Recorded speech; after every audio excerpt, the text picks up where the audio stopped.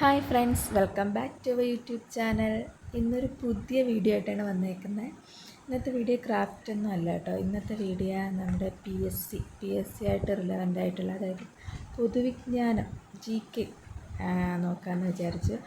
അപ്പോൾ എല്ലാവർക്കും ഇവിടെ ഒരു സ്വപ്നമാണല്ലോ പി എസ് സി ജോലി കയറണം എന്നുള്ളത്. എൻ്റെ ഒരു സ്വപ്നമാണ്. അപ്പോൾ നമുക്ക് ഒന്നിച്ച് മുന്നേറാം. അപ്പോൾ അതുകൊണ്ട് ബേസിക്കായിട്ടുള്ള കുറച്ച് കാര്യങ്ങൾ കേരളവുമായി ബന്ധപ്പെട്ട് ബേസിക്കായിട്ടുള്ള, ഫസ്റ്റ് നമുക്ക് കേരളത്തിലെ പ്രധാനപ്പെട്ട നദികൾ നോക്കാം. കേരളത്തിലെ പ്രധാനപ്പെട്ട നദികളിലൊന്നായ പെരിയാറിനെ കുറിച്ച് നോക്കാം. അപ്പോൾ നമുക്ക് തുടങ്ങാം. കേരളത്തിലെ ഏറ്റവും നീളം കൂടിയ നദി, ഒന്നാമത്തെ ക്വസ്റ്റ്യൻ, കേരളത്തിലെ ഏറ്റവും നീളം കൂടിയ നദി. 2, കേരളത്തിൻ്റെ ജീവരേഖ എന്നറിയപ്പെടുന്ന നദി. 3, കേരളത്തിൽ ഏറ്റവും കൂടുതൽ ജലം വഹിക്കുന്ന നദി. 4, ഏറ്റവും കൂടുതൽ അണക്കെട്ടുകൾ നിർമ്മിച്ചിരിക്കുന്ന നദി. 5, ചൂർണി എന്ന് അർത്ഥശാസ്ത്രത്തിൽ പരാമർശിച്ചിരിക്കുന്ന നദി. ഈ 5 ചോദ്യത്തിൻ്റെ ഉത്തരം ഒന്ന് തന്നെയാണ്. ഏതായിരിക്കും ഈ 5 ചോദ്യത്തിൻ്റെ ഉത്തരം? പെരിയാർ അല്ലേ? കേരളത്തിലെ ഏറ്റവും നീളം കൂടിയ നദിയും, കേരളത്തിൻ്റെ ജീവരേഖ എന്നറിയപ്പെടുന്ന നദിയും, കേരളത്തിൽ ഏറ്റവും കൂടുതൽ ജലം വഹിക്കുന്ന നദിയും, ഏറ്റവും കൂടുതൽ അണക്കെട്ടുകൾ നിർമ്മിച്ചിരിക്കുന്ന നദിയും, ചൂർണി എന്ന് അർത്ഥശാസ്ത്രത്തിൽ പരാമർശിച്ചിരിക്കുന്ന നദിയും ഏത് തന്നെയാണ്? പെരിയാർ തന്നെയാണ്. ഈ 5 ചോദ്യത്തിൻ്റെ ഉത്തരം ഒന്നാണ്. ഏതാണ്? പെരിയാർ. കേരളത്തിലെ ഏറ്റവും നീളം കൂടിയ നദിയായ പെരിയാറാണ്. ഓക്കെ, ഇനി നമുക്ക് അടുത്ത 5 ക്വസ്റ്റ്യൻ നോക്കാം. First question, പെരിയാറിൻ്റെ ഉത്ഭവസ്ഥാനം. 2, പെരിയാറിൻ്റെ നീളം. 3, പെരിയാർ മുൻകാലങ്ങളിൽ അറിയപ്പെട്ടിരുന്നത്. 4, പെരിയാറിൽ 1341 വെള്ളപ്പൊക്കത്തെ തുടർന്ന് നശിച്ചു പോയ തുറമുഖം. 5, പെരിയാറിൻ്റെ പതനസ്ഥാനം. കഴിയുമെങ്കിൽ എല്ലാവരും ഒന്ന് ഇതിൻ്റെ ആൻസർ എഴുതാൻ നോക്കുക.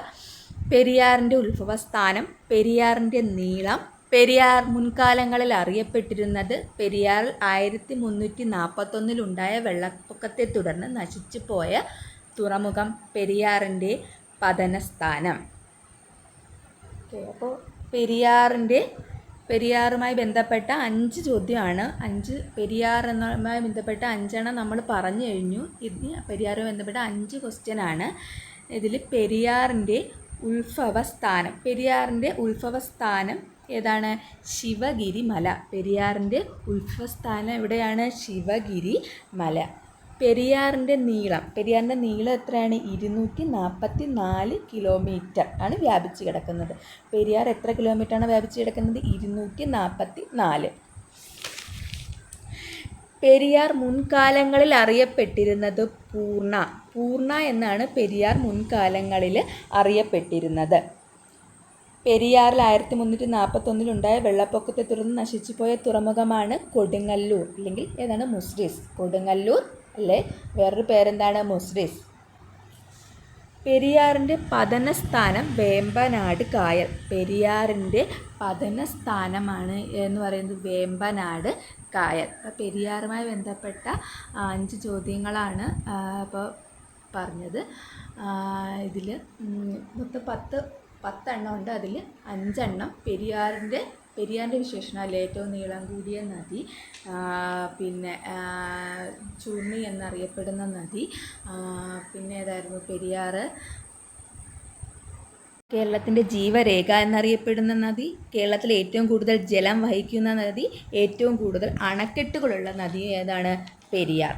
പിന്നെ പറഞ്ഞ 5 ക്വസ്റ്റ്യൻ ആയിരുന്നു. പെരിയാറിൻ്റെ ഉത്ഭവസ്ഥാനം, പെരിയാറിൻ്റെ നീളം. പെരിയാറിൻ്റെ ഉത്ഭവസ്ഥാനം ഏതായിരുന്നു? ശിവഗിരി മല.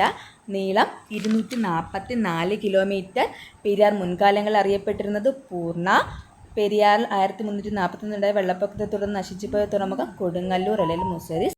പെരിയാറിൻ്റെ പതനസ്ഥാനം വേമ്പനാട്ട് കായൽ. ഇന്ന് നമ്മൾ പറഞ്ഞത് പെരിയാറിനെ കുറിച്ചാണ്. വീഡിയോ ഇഷ്ടമായെങ്കിൽ ലൈക്ക് ആൻഡ് സബ്സ്ക്രൈബ്.